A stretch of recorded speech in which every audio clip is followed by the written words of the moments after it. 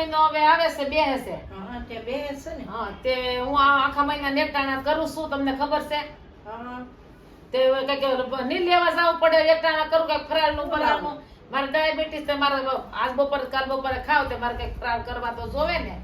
તો એક ટાણા ન કરાય તો. હું પહેલેથી કરું છું એટલે મારે એકટાણા કરવા જ પડે ને. એવું છે. હા કરવા છે એમ ને. હા. ન થાય તો ન કરો તો સારું. એ વાત જ્યાં થાય ત્યાં સુધી કરવા જો ને પછી નહીં થાય તે નહીં કરીએ. એવું છે. હા તો સારું કરો બીજું હું સારું. બસ તમે એક શાકભાજી લઈ આવું એમ ને. શાકભાજી નહીં કઈક મારે ફરાળ કરવા ન જોવે. ફરાળ તો કેળાને જ લેતી આવું ને માર્કેટમાંથી. ઈ કેળા ને તમારે સફરજન ની જે લાવવું એ તો લાવજો શાક લેવા જાવ તો ફરૂટ. હા પણ ઓલું ઘરમાં તો કઈક રાખવું પડે ને થોડુંક મારે હવે ડાયાબિટીસ નહીં મારે થોડું થોડું કઈક હાલતા. આપણે સિંગના દાણા ભોયલા છે ને લાડ. સિંગના દાણા રોજ થોડા ભાવે. કેમ હું ન ભાવે. કારે હેકેલ ખાવે કારે કાચા ખવાય કારે ચેવડો ખવાય હાલે. એવું નહીં દુકાન થી લઈ આવજો. દુકાને સિંગદાણા લ્યો. હા હું તમને સિંગદાણા નહીં તો સિંગદાણા કરે મને આ કહેવાય ગઈ પાછું આ ભોળી એટલે મને છે ને આ બોલાય જાય આમ કહેવાય જાય. સિંગદાણા નીકળે મારે શું કરવા. તો હાકરિયા દાણા હારી લેતી ઈ આવું. ડાયાબિટીસ છે ખવાય. સિંગ ભેગી આવે ને ન નડે. ના રે ના હું તમને છે ને થોડું મારું એ લખી દઉં ફરાળ લાવવાનું હોય ને હા એ તમને હું લખીને દઉં. આમ તો મેં છે ને ફરાળ લેવા જવાનું છે ને એ મેં લખીને ત્યાર રાખ્યું ચાલ છે. રાખ્યું. મને ખબર છે શ્રાવણ મહિનો આવે ને જોહે તે મેં લખી નાખ્યું છે. તમે છે ને આજે જો મેં લખ્યું છે ને આ વાંચો અને આ વાંચીને પછી આ ફરાળ લઈ આવો દુકાનેથી. તમે આ બોર્ડમાં લખ્યો કાગળમાં મને ઉતારથી દો તમારે જાવ દુકાને લઈ જવા થાય. એ તમે આમાંથી ઉતારી લેજો. એવું કરું. હા આ હું આ બદામ 2 કિલા હા એટલી જ ને. તો એટલી તો ઘણી નહીં એક મહિનો તો જોવે ને. કાજુ જોઈ લઈએ 1.5 કિલો કાજુ. પછી આ ફરાળી વેફર ફરાળી વેફર 1 કિલો. 1 કિલો. ઓહો કેળાની વેફર. હા. આ બટેકાની વેફર 2 કિલો. 1 કિલો. હા. ઓય બાબા.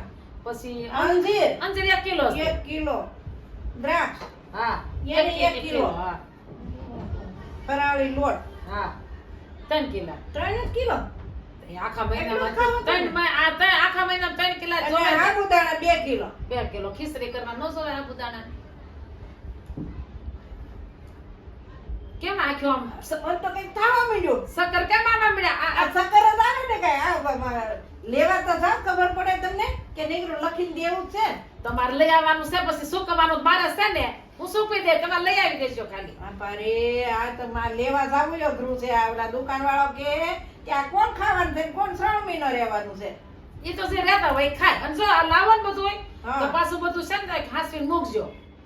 આ આ બધા બધાને ભાગ પાડી દેવો. બધા આરતા સારતા ખાવ તો મારી માથે બધે હું પછી આવું બધાને થોડું બધાને ડબ્બામાં ભરી દેવું. એમ તો બધાને આપે થોડું થોડું બધાને તો આપો તો એકલી થોડી ખાવ.